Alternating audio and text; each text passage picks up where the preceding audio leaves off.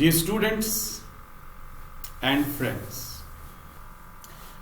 जो हमारा पिछला एक स्टूडेंट था दैट इज इजहान, जिसने हमारे साथ टेस्ट सीरीज ज्वाइन की थी, उसके बाद he was taking the doubt sessions after that test series in Superb 30. उसने कितने मार्क्स लाए? Do you know? 692 मार्क्स.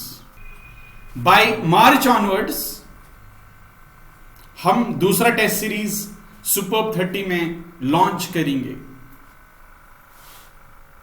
जिसमें फर्स्ट टेस्ट में जिसका भी अच्छा स्कोर हो जाता है उसको हम फ्री ऑफ कॉस्ट वो टेस्ट सीरीज करवा देंगे. बिकॉज अगर इसमें बहुत अच्छा रैंक मिल सकता है, एंड इसीलिए मैंने इजहान को बुलाया ताकि वो आपको बताएं कि how to get such score. इन्होंने, जैसे मैंने उनके साथ बात की थी, 2 साल इन्होंने काफी ज्यादा मेहनत की. इट्स नॉट लाइक हो चुकी है. जैसे हम फ्री हो जाते हैं ऑफलाइन क्लासेस से, we will set the classes in the evening schedule online as well, because we are expecting literally more than 720. आप में से कौन चाहेगा 720 नहीं आने के लिए? कोई चाहेगा? कौन चाहता है 720 आने चाहिए? इजहान इसी तरह पिछले साल यही सोच के चल रहा था, सर मेरे को भी 720 चाहिए. इन्होंने कितना अचीव किया? 690. लेकिन ये परेशानी नहीं लेनी कि भाई किसी भी हालत में होनी चाहिए. Just do your best. आज सुबह पता नहीं कितने बजे उठते हैं. I won't set your time table. देखो, मैंने बच्चों से बात की, सर मेरे को कैलकुलेशन में इश्यूज आ रहे. मैंने बच्चों से बात की, प्रॉब्लम स्किल्स में इश्यूज आ रहे. मैंने को बच्चों से बात की, सर एनसीईआरटी में बस क्या हो जाएगा एनसीईआरटी से.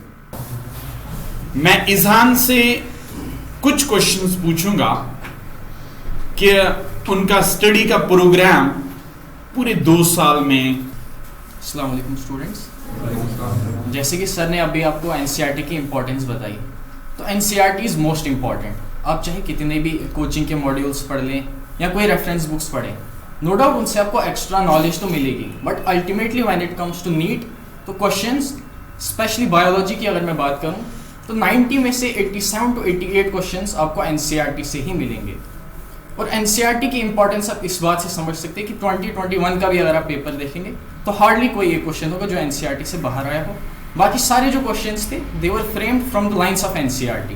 तो एनसीईआरटी को आपने सबसे ज़्यादा इंपॉर्टेंस देनी है अपनी प्रिपरेशन के दौरान. नेक्स्ट पॉइंट, पीवाईक्यूज कितने इंपॉर्टेंट है इन बच्चों के लिए? हाँ, पीवाईक्यूज भी बहुत ज़्यादा इंपॉर्टेंट है. जैसे मैंने अभी आपको एनसीईआरटी बताया कि आपने अपनी जो प्रिपरेशन करनी है वो एनसीईआरटी से ही करनी है.